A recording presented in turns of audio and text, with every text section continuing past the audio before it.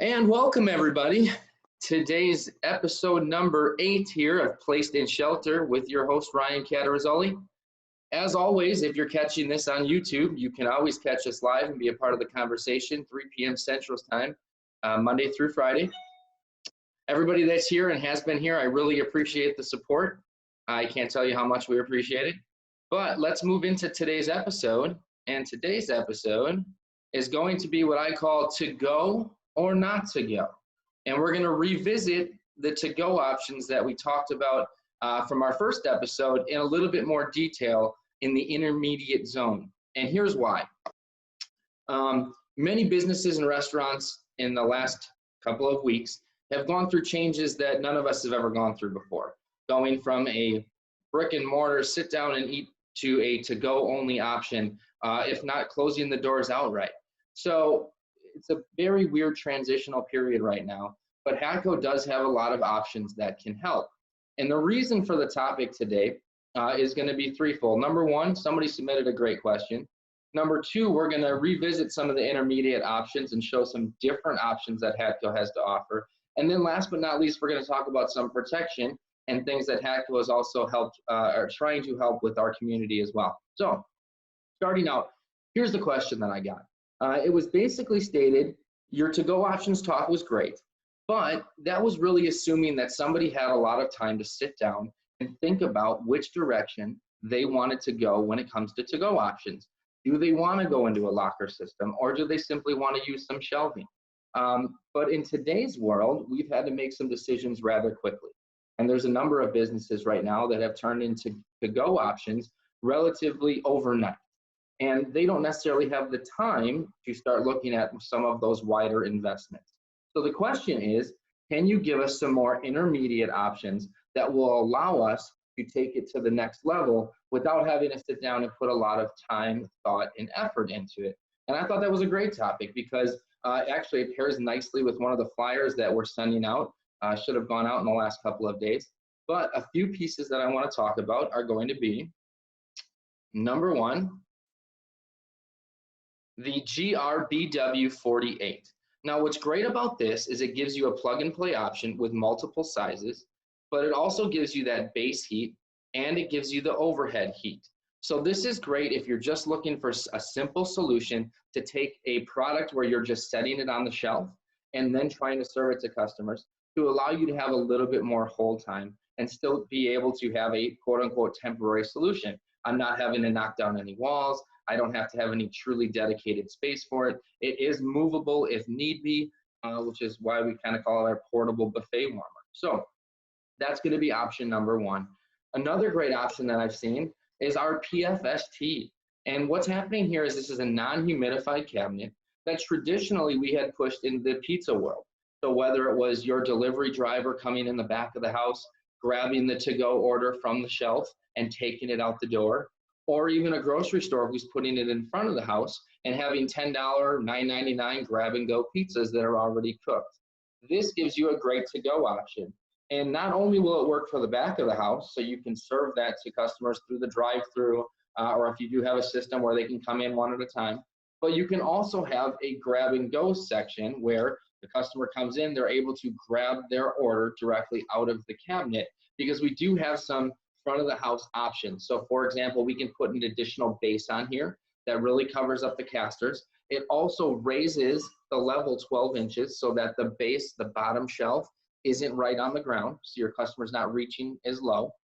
And we also have some covering and displays that will hide the controls on the top of it. So a lot of nice options here. This will actually give you an even greater hold time than the GRBW because, like we talked about the other day, you're controlling the environment. You don't have to worry about HVAC systems or the door opening with air blowing in and out because you have a nice concealed area to work with. The next one I want to talk about here is going to be a brand new product. Some of you have seen, some of you haven't, and this is going to be a heated shelf option.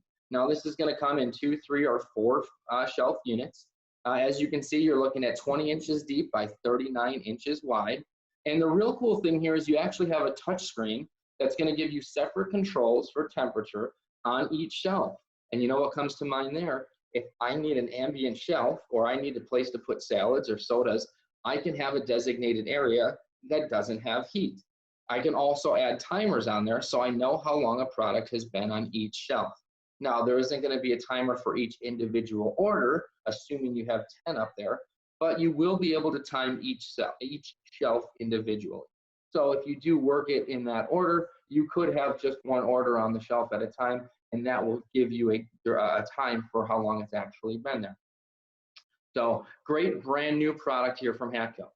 So that wraps up kind of the easy intermediate to go options, things that you could get tomorrow, because as we talk about the Hatco Advantage, everything I'm showing here is going to be in stock and ready to go, with the exception of what you see on screen. We are taking orders for these. We should be shipping shortly. I don't have a hard date on that yet, but this is a great solution. To go along with this, I have had several customers use our GRS, which is our standard shelves, and they've done a lot of built-in models where they build their own fabrication to look something like this, heated bookshelf, if you will. But a great option for you when it comes to go options. Now that moves us into the area that I talked about in the beginning of the talk called protection. And what I'm referring to there is the fact that, you know, when this whole thing happened, Hatco really looked at how can we help the community? How can we offer a product that will benefit and perhaps save lives? We looked at maybe final assembly on ventilators, but a lot of those markets were rather difficult for us to transition to. But what we did find is that a simple option like this, which is what we're calling our cashier shield, has been a great product to offer to people, and it could save lives.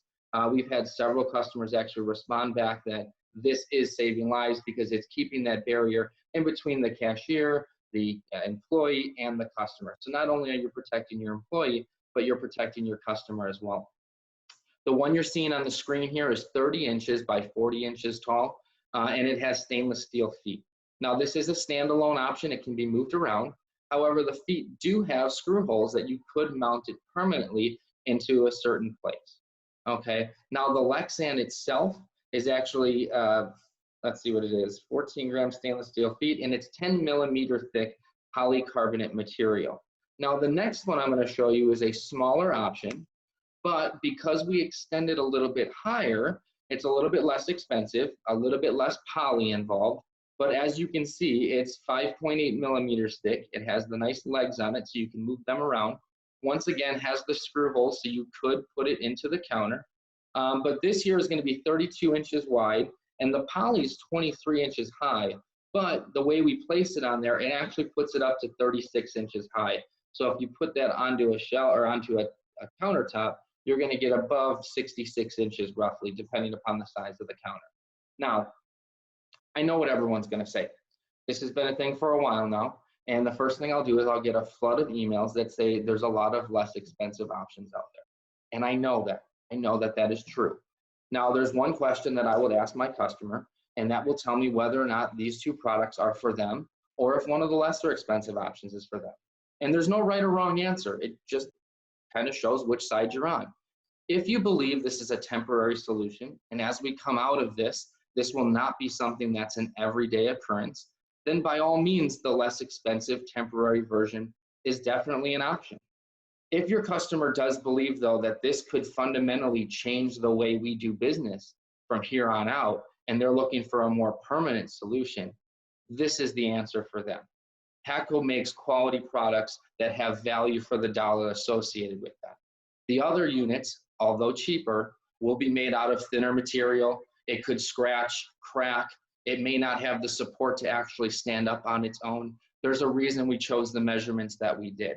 So these are two products that are going to last. And if you do believe that we're going to change the way we do business moving forward to protect each other from germs, these are two great options for you. And with that said, that's going to wrap up today's talk of to go or not to go. So I'm going to stop sharing my screen for a second, and we're going to open it up to questions. As always, on the bottom of the screen, you will see the chat box. If you pull up the chat box, you will have a chat window, and you can go ahead and place your question right in there. So I will take a look here and see if we have any questions. So, many restaurants are turning to grocery stores, yes. What is your favorite to-go unit and why? You know, I kind of answered this in the first one. I've been behind not necessarily the development, because I don't want to give myself that much credit. There's plenty of engineers that have done that portion of it, but I have been in all of the meetings for the to-go lockers. So I do feel like there's a certain part of the lockers that are in me. And I really believe that if given the right situation and the right setting, the to-go lockers will really take off in this market. Great question.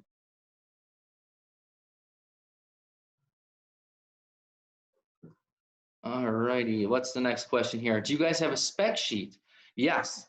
So we just actually had that come out, I believe, a day or two ago. If you go ahead and shoot us an email at sharedinplace@gmail.com, or simply email one of your regional managers, we will get you the updated spec sheet with the updated pricing as well.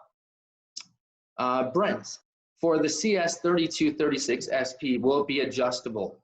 No, it will not be adjustable. As you see is what it is. Now, could a customer potentially make some sort of stand, additional stand, if you will, for it to sit on? If they wanted to sit a little bit higher, you could artificially create a different height if you wanted to.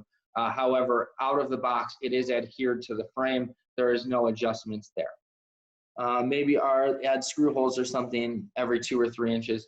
It's a possibility, but what we've found is that we're trying to get in a certain range that covers probably 80% of the population. Obviously, if somebody that's 7 foot tall comes in, we're going to be hard pressed to find anything, as opposed to just having somebody behind a completely encased cashier area.